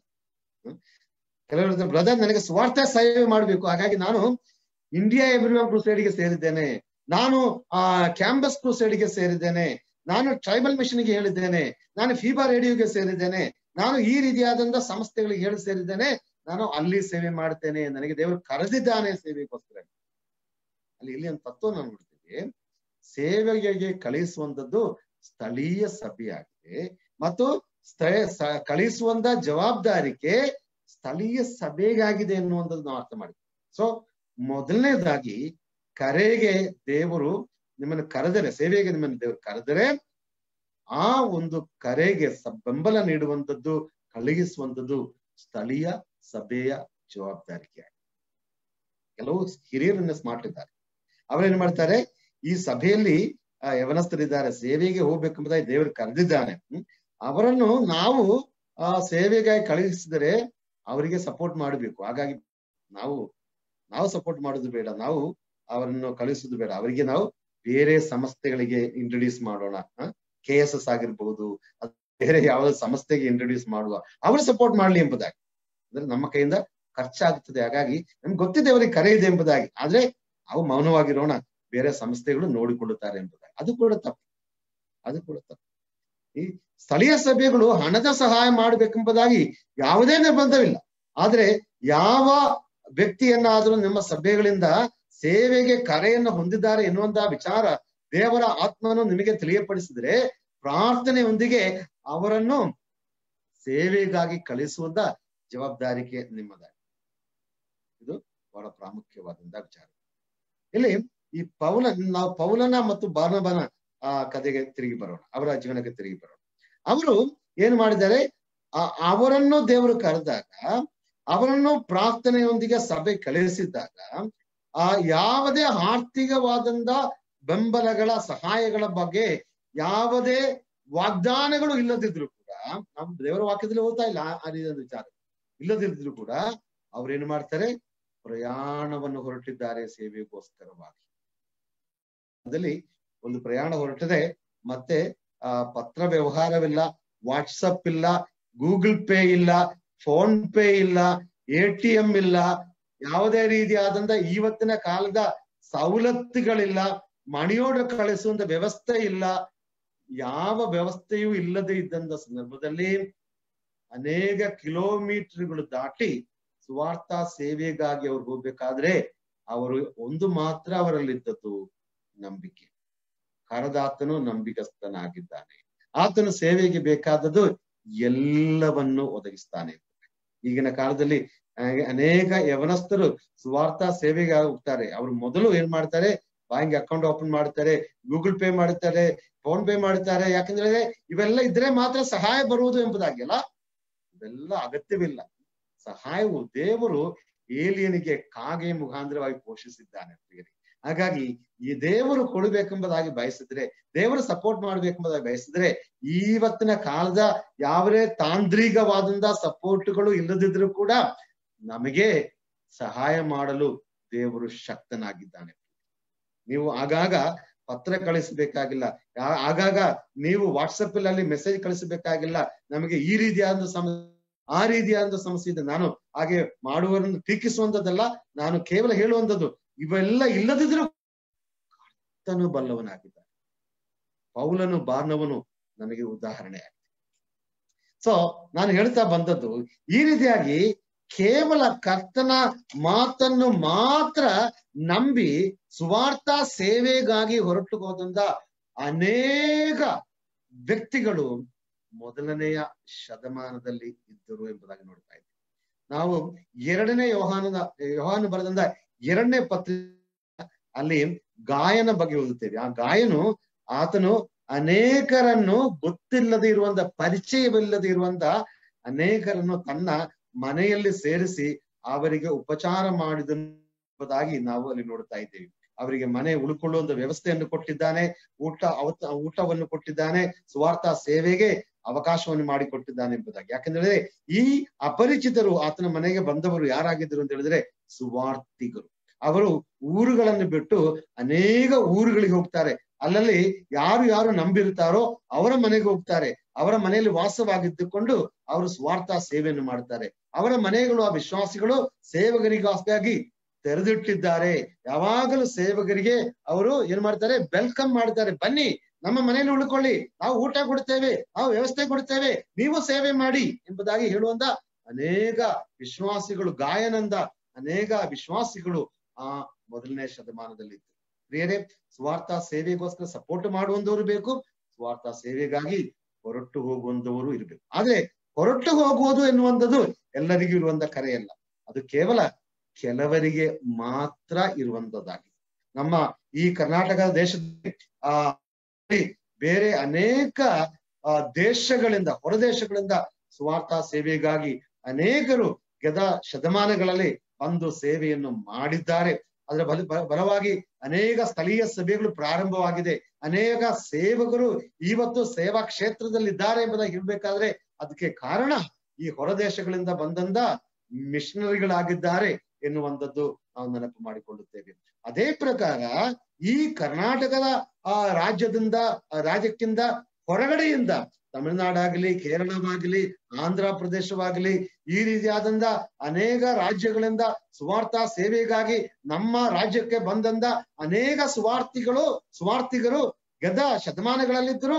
ಈ ಪ್ರಸ್ತುತ ಅನೇಕ ಸುವಾರ್ಥಿಗರು ನಮ್ಮ ರಾಜ್ಯದಲ್ಲಿ ಸೇವೆಯನ್ನು ಮಾಡ್ತಾ ಇದ್ದಾರೆ.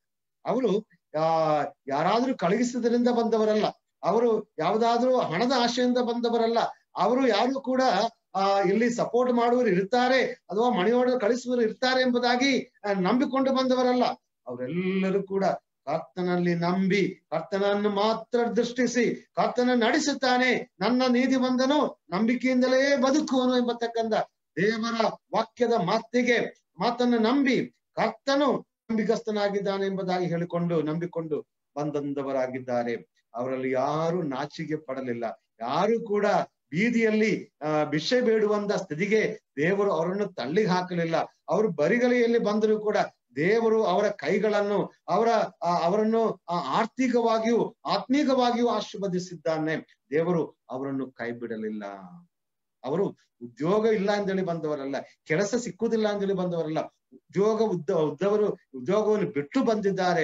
ಉನ್ನತ ವಿದ್ಯಾಭ್ಯಾಸವನ್ನು ಹೊಂದಿದವರು ಇಲ್ಲ, ನಾವು ಸೇವೆಗಾಗಿ ಹೋಗುತ್ತೇವೆ ಎಂಬುದಾಗಿ ಅದಕ್ಕೋಸ್ಕರ ಸಮರ್ಪಿಸಿಕೊಂಡು ಬಂದಿದ್ದಾರೆ.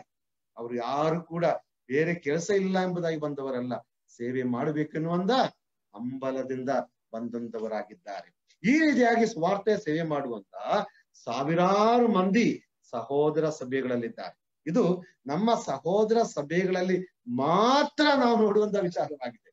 ನಾನು ಮೊನ್ನೆ ಒಂದು ವರ್ಷದ ಹಿಂದೆ ನಾನು ಆಂಧ್ರ ಪ್ರದೇಶಕ್ಕೆ ಹೋದಾಗ ಅಲ್ಲಿ ಪ್ರಕಾಶಂ ಡಿಸ್ಟ್ರಿಕ್ಟ್ ಎನ್ನುವಂತ ಒಂದು ಡಿಸ್ಟ್ರಿಕ್ಟ್ ಇದೆ, ಒಂಗೋಲ್ ಡಿಸ್ಟ್ರಿಕ್ಟ್. ಒಂಗೋಲ್ ಡಿಸ್ಟ್ರಿಕ್ಟ್. ಆ ಒಂಗೋಲ್ ಡಿಸ್ಟ್ರಿಕ್ಟ್ ನಲ್ಲಿ ಸುಮಾರು 500 ಸಭೆಗಳಿವೆ ಎಂಬುದಾಗಿ. ಒಂದೇ ಡಿಸ್ಟ್ರಿಕ್ಟ್ ಅಲ್ಲಿ, ನನಗೆ ಆಶ್ಚರ್ಯವಾಯಿತು ಅದನ್ನು ಕೇಳಿ.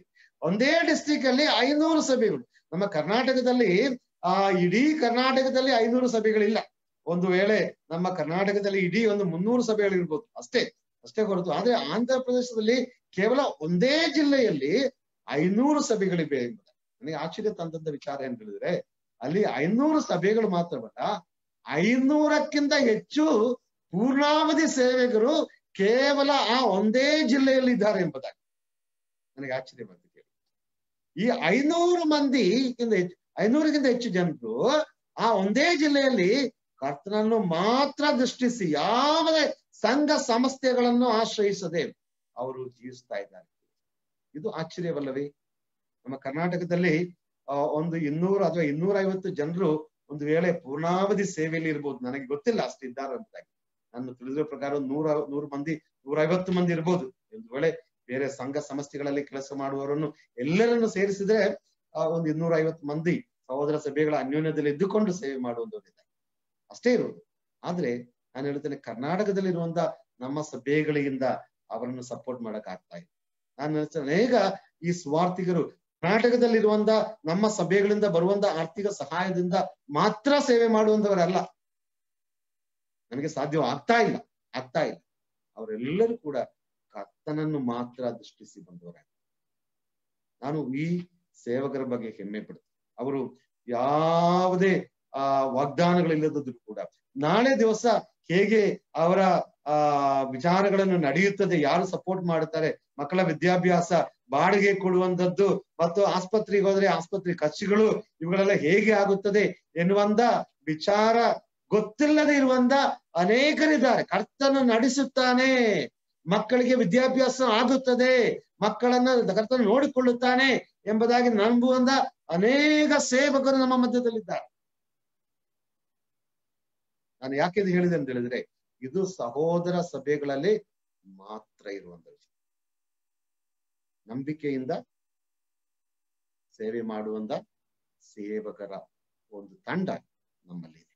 ಹಾಗಾಗಿ 2 ಮಾತುಗಳು, ಒಂದು ಸೇವಕರಿಗೆ ಹೇಳುವಂಥದ್ದು, ಮತ್ತೊಂದು ಸ್ಥಳೀಯ ಸಭೆಗಳಿಗೆ ಹೇಳುವಂಥದ್ದು. ಮೊದಲನೇ ಅಂಶ ಸೇವಕರು.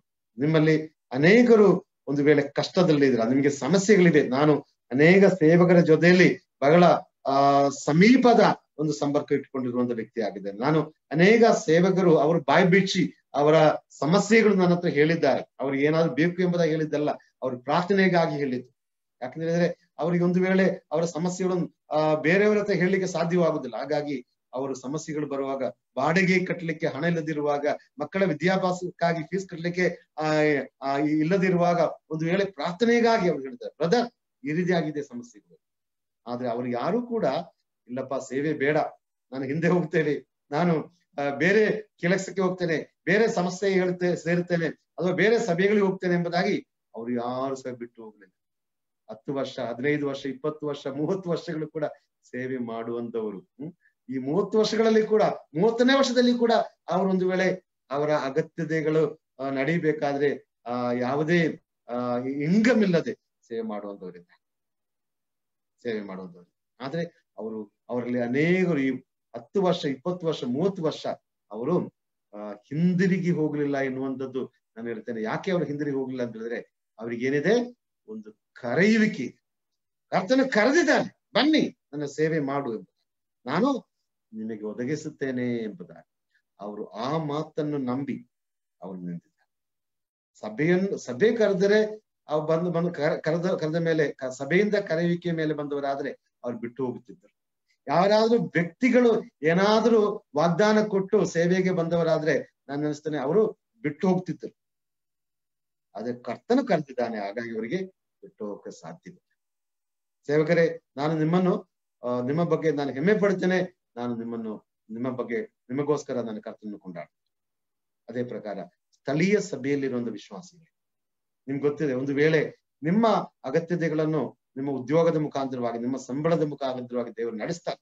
ಆದ್ರೆ ಸೇವೆ ಮಾಡುವವರ ಸೇವಕರ ಅಗತ್ಯತೆಗಳನ್ನು ನೆರವೇರಿಸುವಂತ ಜವಾಬ್ದಾರಿಕೆ ವಿಶ್ವಾಸಿಗಳದಾಗಿ.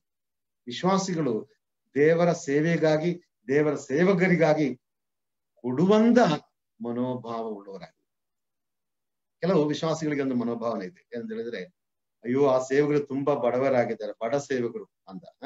ಆ ಬಡ ಸೇವಕರನ್ನು ನಾವು ಸಪೋರ್ಟ್ ಮಾಡೋಣ. ಅಯ್ಯೋ ಸೇವೆಗಾಗಿ ಬಂದಿದ್ದಾರೆ, ಪಾಪ ಅವರಿಗೆ ಏನು ರೆಂಟ್ ಕಟ್ಲಿಕ್ಕಿಲ್ಲ, ಬಾಡಿಗೆ ಕೊಡ್ಲಿಕ್ಕಿಲ್ಲ, ಮಕ್ಕಳ ವಿದ್ಯಾಭ್ಯಾಸಕ್ಕಿಲ್ಲ, ನೋಡಿ ಅವ್ರು ಕಷ್ಟಪಡ್ತಾ ಇದ್ದಾರೆ, ಮನೆಯಲ್ಲಿ ಊಟ ಇಲ್ಲ, ಅಕ್ಕಿ ಇಲ್ಲ, ಅವರ ಎಲೆಕ್ಟ್ರಿಸಿಟಿ ಬಿಲ್ ಕಟ್ಲಿಕ್ಕೆ ಹಣ ಇಲ್ಲ, ಪಾಪ ಅಂತೇಳಿ ಸೇವೆ ಸಹಾಯ ಮಾಡುವಂತ ಅನೇಕರು ನಮ್ಮಲ್ಲಿ ಇದ್ದಾರೆ. ಅವರ ಒಂದು ಮಾನುಷಿಕವಾದಂತ ಹೃದಯ ಏನಂತ ಹೇಳಿದ್ರೆ, ಅವರ ಕಷ್ಟಗಳನ್ನು, ಸಮಸ್ಯೆಗಳನ್ನು ನೋಡಿ ಕನಿಕರ ಪೆಟ್ಟು ಇರಲಿ ಅಂತೇಳಿ ಏನಾದ್ರು ಸಹಾಯ ಮಾಡುದು. ನಾನು ಹೇಳ್ತೇನೆ, ವಿಶ್ವಾಸಿಗಳಾದಂತ ಸಹೋದರರೇ, ಬಡವರಾದಂತ ಸೇವಕರನ್ನು ನೋಡಿ, ಅವರ ಬಡತನವನ್ನು ನೋಡಿ ನೀವು ಸಪೋರ್ಟ್ ಮಾಡಬೇಡಿ. ಬಡವರಿಗೆ ಸಹಾಯ ಮಾಡ್ಬೇಕಾದ್ರೆ ನೀವು ಸೇವರನ್ನು ನೋಡ್ಬೇಕಾಗಿಲ್ಲ. ನಿಮ್ಮ ಸಮೀಪದಲ್ಲೇ ಇರ್ಬೋದು, ನಿಮ್ಮ ಬೀದಿಯಲ್ಲೇ ಇರ್ಬೇಕು. ಅನೇಕ ಬಡವರು ಗತಿ ಇಲ್ಲದೆ ಬೀದಿಯಲ್ಲಿ ಅಲೆಯುವಂತ ಅನೇಕರಿದ್ದಾರೆ. ಬಡವರು ಮನೆ ಇಲ್ಲದೆ, ಬಟ್ಟೆ ಇಲ್ಲದೆ, ಊಟಕ್ಕಿಲ್ಲದೆ ಬಡವರಾಗಿರುವಂತ ಎಷ್ಟೋ ಜನರು ನಮ್ಮ ಸುತ್ತಮುತ್ತಲಿದ್ದಾರೆ. ಸೊ ಬಡವರಿಗೆ ಸಹಾಯ ಮಾಡುತ್ತೇನೆ ಎನ್ನುವಂತ ರೀತಿಯಲ್ಲಿ ಬಡ ಸೇವಕರಿಗೆ ನೀವು ಸಹಾಯ ಮಾಡಬೇಕಾಗಿದೆ. ಯಾಕಂತ ಹೇಳಿದ್ರೆ ಅದು ಸೇವೆಗೆ ಸಹಾಯ ಮಾಡುವಂತ ಸರಿಯಾದಂತ ಮನೋಭಾವವಲ್ಲ. ಸೇವೆಗೆ ಸಹಾಯ ಮಾಡುವಂಥದ್ದು ಅವರಿಗೆ ಇದೆಯೋ ಇಲ್ಲವೋ ಎನ್ನುವಂಥದ್ದು ನೋಡಿ ಅಲ್ಲ, ಅವರು ಸೇವೆ ಮಾಡುತ್ತಿದ್ದಾರೆ, ಆ ಸೇವೆಗೆ ನಾವು ಸಪೋರ್ಟ್ ಮಾಡುವಂತ ಹಂಗಿನಲ್ಲಿದ್ದೇವೆ, ಜವಾಬ್ದಾರಿಕೆ ನಮಗಿದೆ. ಹಾಗಾಗಿ ನಾನು ಕೊಡ್ಲೇಬೇಕು. ಅವ್ರಿಗೆ ಇರ್ಬೋದು, ಇಲ್ಲದಿರ್ಬೋದು. ಅವರಿಗೆ ಕಾರ್ ಇರ್ಬೋದು, ಕಾರ್ ಇಲ್ಲದಿರ್ಬೋದು. ಅವರಿಗೆ ಬೈಕ್ ಇರ್ಬೋದು, ಇಲ್ಲದಿರ್ಬೋದು. ಅವರು ಸಫಾರಿ ಸೂಟ್ ಹಾಕ್ತಾರೆ, ಇಲ್ಲದಿರ್ಬೋದು. ಅವರ ಬಟ್ಟೆ ನೋಡಿ, ಅವ್ರು ಹಾಕುವಂತ ಬೆಲ್ಟ್ ನೋಡಿ, ಅವ್ರು ಧರಿಸುವಂತ ಬಟ್ಟೆಯ ಬ್ರಾಂಡ್ ನೋಡಿ, ಅವ್ರು ಹಾಕುವಂತ ಕನ್ನಡಿಯ ಬ್ರಾಂಡ್ ನೋಡಿ ನೀವು ಅವರಿಗಿದೆ, ಅವ್ರಿಗೆ ಕೊಡ್ಬೇಕಾಗಿಲ್ಲ ಎಂಬುದಾಗಿ ಹೇಳಬೇಡಿ. ಯಾರು ಸೇವೆ ಮಾಡುತ್ತಾರೋ ಅವರನ್ನು ಗುರುತಿಸಿ, ಅವರಿಗೆ ಹಣ ಇದ್ರೂ ಇಲ್ದಿದ್ರು ಅದು ನೀವು ತಿಳಿಬೇಕಾದ ಅಗತ್ಯವಿಲ್ಲ. ಅವ್ರು ಸೇವೆ ಮಾಡ್ತಿದ್ರೆ ಆ ಸೇವೆಗೆ ಸಪೋರ್ಟ್ ಮಾಡುವಂಥದ್ದು ನಿಮ್ಮ ಜವಾಬ್ದಾರಿ. ಬಡವರನ್ನು ಸಹಾಯ ಮಾಡುವಂಥದ್ದು ಅನೇಕರು ತಪ್ಪಾಗಿ ತಿಳ್ಕೊಂಡಿದ್ದಾರೆ. ಅಯ್ಯೋ ಬಡ ಸೇವಕನ ಏನಾದ್ರು ಕೊಡುವ ಅಂತ ಹೇಳಿ ಆ ಒಂದು ಪರಿಗಣನೆ, ಆ ರೀತಿಯಾದಂತ ಒಂದು ಕನಿಕರ ಸೇವಕರ ಮೇಲೆ ಹಾಕುದು ಬೇಡ. ಯಾಕಂದ್ರೆ ಅವ್ರನ್ನ ದೇವರಿಗೆ ಕರೆದಿದ್ದಾನೆ, ದೇವ್ರಿಗೆ ಗೊತ್ತುಂಟು ಏನು ಮಾಡ್ಬೇಕೆಂಬುದಾಗಿ. ಸೊ ನೀವು ಸಹಾಯ ಮಾಡುವಾಗ ಸೇವಕರಾಗಿದ್ದಾರೆ, ಸೇವೆಗೆ ಕೊಡ್ತಾ ಇದ್ದೇನೆ, ದೇವರಿಗೆ ಕೊಡ್ತಾ ಇದ್ದೇನೆ ಎನ್ನುವಂತ ಮನೋಭಾವದಲ್ಲಿ ಇದು ಬಹಳ ಪ್ರಾಮುಖ್ಯವಾದಂತ ಒಂದು ತಿಳುವಳಿಕೆ ಎಂಬುದಾಗಿ ಹೇಳಲಿಕ್ಕೆ ನಾನು ಇಷ್ಟಪಡುತ್ತೇನೆ. ಆಮೇಲೆ ನಾನು ಮುಂದೆ ಹೋಗುತ್ತೇನೆ, ನನಗೆ ಸಮಯದ ಒಂದು ಕೊರತೆ ಇದೆ. ಈಗಾಗಲೇ 8:50 ಹಾಗಾಗಿ ನಾನು ಇಲ್ಲಿ ಮುಗಿಸ್ತೇನೆ. ನಾನು ಹೇಳ್ತಾ ಬಂದದ್ದು ಪೂರ್ಣಾವಧಿ ಸೇವೆ ಎನ್ನುವಂತ ಒಂದು ವಿಚಾರ ದೇವರ ವಾಕ್ಯಕ್ಕೆ ಅನುಗುಣವಾದದ್ದು. ಮೊದಲನೇದಾಗಿ ಈ ರೀತಿಯಾಗಿ ಈ ರೀತಿಯಾದ ಸೇವೆ ಮಾಡುವವರಿಗೆ ಒಂದು ಕರೆ ಇದೆ. ಆ ಕರೆಯು ದೇವರಿಂದ ಬಂದದ್ದಾಗಿದೆ. ಆ ಕರೆಯು ಪವಿತ್ರಾತ್ಮನು ಸಭೆಗಳಿಗೆ ತಿಳಿಸ್ತಾನೆ. ಆಗ ಸಭೆಯು ಈ ಕರೆಯನ್ನು ಹೊಂದಿದಂತ ಸಹೋದರನು ಸೇವೆಗಾಗಿ ಕಳುಹಿಸಬೇಕು ಮತ್ತು ಅವರ ಹಿಂದೆ ನಿಂದು ಅವರಿಗೋಸ್ಕರ ಪ್ರಾರ್ಥನೆ ಮಾಡಬೇಕು ಮತ್ತು ಆಗುವಂತ ರೀತಿಗಳಲ್ಲಿ ಸಾಧ್ಯವಾದಷ್ಟು ಅವರನ್ನು ಆರ್ಥಿಕವಾದ ರೀತಿಯಲ್ಲಿ ಬೆಂಬಲಿಸುವಂತ ಒಂದು ಹಂಗಿನಲ್ಲಿ ನಾವಿದ್ದೇವೆ ಎನ್ನುವಂತ ವಿಚಾರವನ್ನು ಕೇಳಲಿಕ್ಕೆ ನಾನು ಇಷ್ಟಪಡ್ತೇನೆ. ಈ ಒಂದು ಮಾತಿನೊಂದಿಗೆ ಇವತ್ತಿನ ಸಂದೇಶವನ್ನು ನಾನು ಇಲ್ಲಿ ಮುಗಿಸ್ತೇನೆ. ದೇವರು ನಿಮ್ಮೆಲ್ಲರನ್ನು ವಿಶೇಷವಾಗಿ ಆಶೀರ್ವದಿಸಲಿ. ಮುಂದಿನ ವಾರದಲ್ಲಿ ಮತ್ತೊಂದು ವಿಚಾರವನ್ನು ಕಲಿಯುವುದಕ್ಕಾಗಿ ನಾವು ಜೊತೆಯಾಗಿ ಕೂಡಿ ಬರೋಣ. ದೇವರು ನಮ್ಮೆಲ್ಲರನ್ನು ವಿಶೇಷವಾಗಿ